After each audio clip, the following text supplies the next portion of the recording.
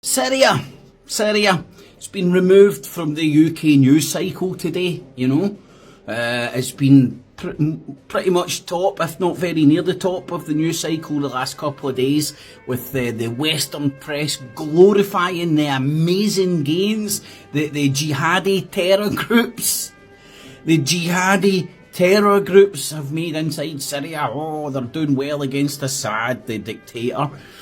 Now it's been removed from the news cycle today in the UK. It's on the news cycle in Al Jazeera and RT, different universes. You know, Al Jazeera kind of pro these jihadi groups, and RT not so much. So let's have a wee shifty at the two different universes.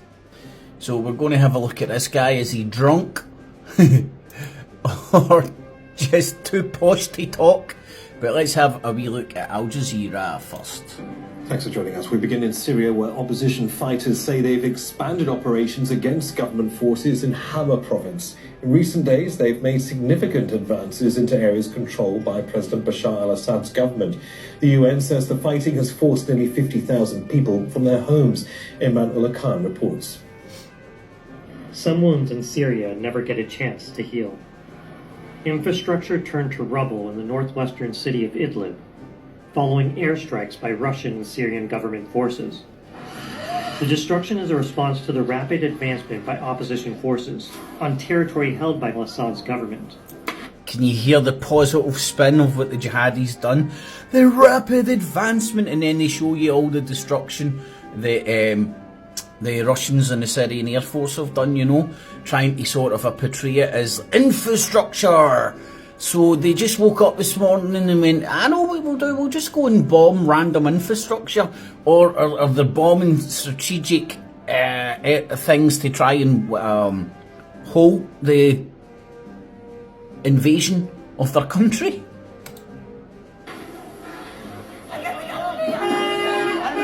And it's ordinary people who are caught in the crossfire again of this conflict, which first broke out more than a decade ago. We were forcibly displaced and were in search of safety. We lived under the warplanes, under the bombing, and under the gunfire. And we came to this area thinking it would be safer, but we were shocked to find that the airstrikes follow us everywhere. In Aleppo, the country's second largest city, opposition fighters have taken the city and its international airport. Well, again, this is different universes. Some say they've took parts of the city, most of the city, but haven't took it completely, but different universes. The fighters don't shy away to show off their rewards of war, including military planes and helicopters. The fighters, not the terror groups. Nor their anger at the Syrian regime. Video has also emerged of what appears to show them entering a presidential palace in Aleppo.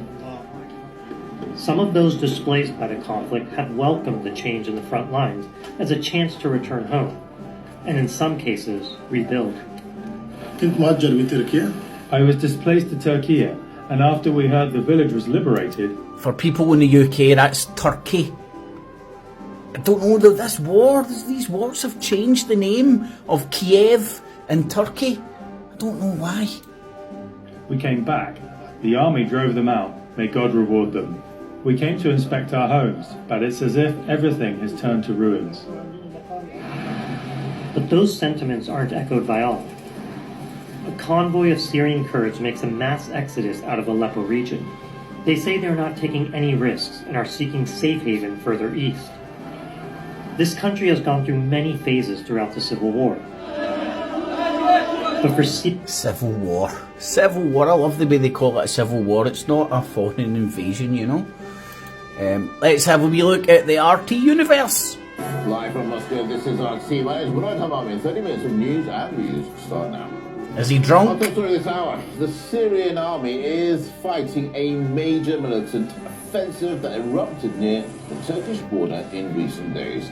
As Russian aviation assists in the operation, reports say that at least 100 terrorists were eliminated over the past 24 hours. So the UK news is just ignoring it.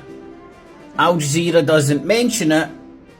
Just talk about how great the army is and the fighters are, whereas RT are like talking about them killing terrorists. The Syrian Arab Army, with support of the Russian aerospace forces, continues its operation to repel terrorist aggression in the Idlib, Hama and Aleppo provinces.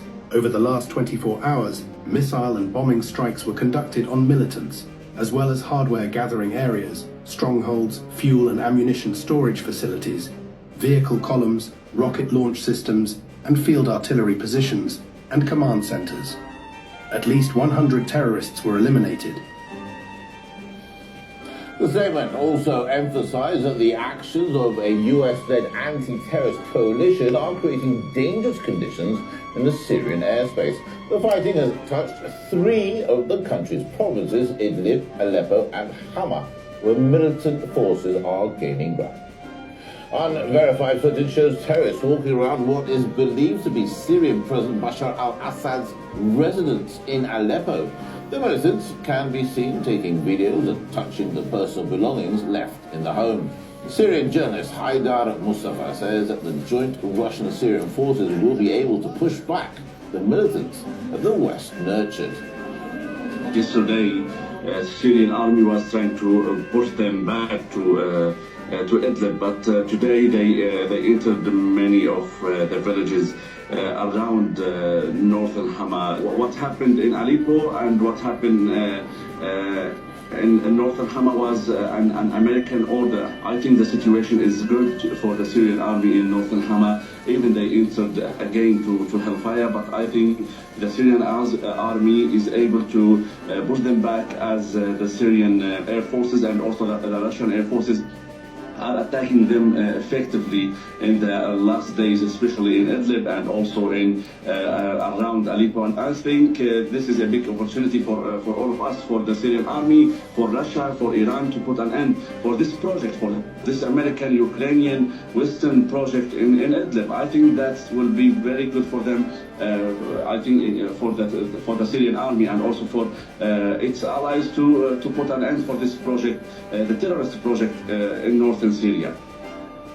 The Iranian and Turkish foreign ministers have met in Ankara, calling for stability in Syria. That's as representatives of Russia, Turkey and Iran are set to discuss the escalation on the sidelines of the Doha Forum.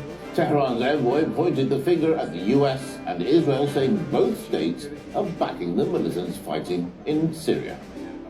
According to our information, active terrorist groups in Syria have close ties with the United States and the Zionist regime, and these groups are trying to divert attention from the crimes of the Zionist regime in Palestine and Lebanon. They have encouraged the creation of insecurity in Syria. When pressed about the support Washington provides terrorists within Syria, the US State Department spokesperson denied any involvement. We know that you are against the Assad regime and you are against HTS, but in the past you supported the rebels or the moderate rebels. Do you support them now in their invasion or in their retaking of the territories in Syria? So we are making clear that we want to see de-escalation of the situation. I don't think I can be any more clear about that. And ultimately, we want to see a political process forward. You are right that the organization that launched this offensive over the weekend is a terrorist organization designated as such by the United States. We certainly do not support that organization in any way, shape, or form. Us? Working with terrorists in Syria? No. The U.S. has given over 500 fighters to date, with about half. And then you get the dumbed down fucking RT speaking to a 2-year-old. What? I'm a dumbed down fucking Yankee Doodle Dandy. Where's my guys to rap the news to you? But there you go, 2 different universes, man. In the UK news cycle universe, Syria just doesn't exist today. In the Al Jazeera universe, all these terror groups are fucking amazing. Look how great they're doing, because they're against Assad. I mean, Britain and the ex-colonial powers in that area have done an amazing job by dividing and conquering, with just controlling all the different groups with the supply of arms to fight their enemy, but you supply fucking arms to both of them. It's mental. That's why the Kurds are getting out of Dodge, you know. Al Jazeera are showing you all the Syrians. Oh, I'm great, I can come back to my house and all that. You know, it's the same old story. You could take those human interest stories and plump it in fucking Ukraine. You could plump it in Sudan. You could do it everywhere. Everywhere. You could do it with Korea. Oh, it's so great to get back to my house. It's on Gaza, fucking the West Bank.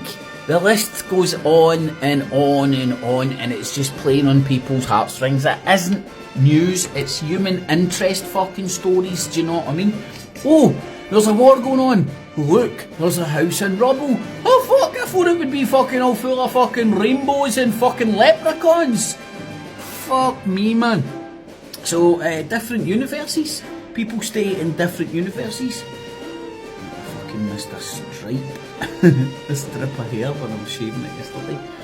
Anyway, what universe are you in? What fucking Marvel universe? What fucking superhero do you believe in today?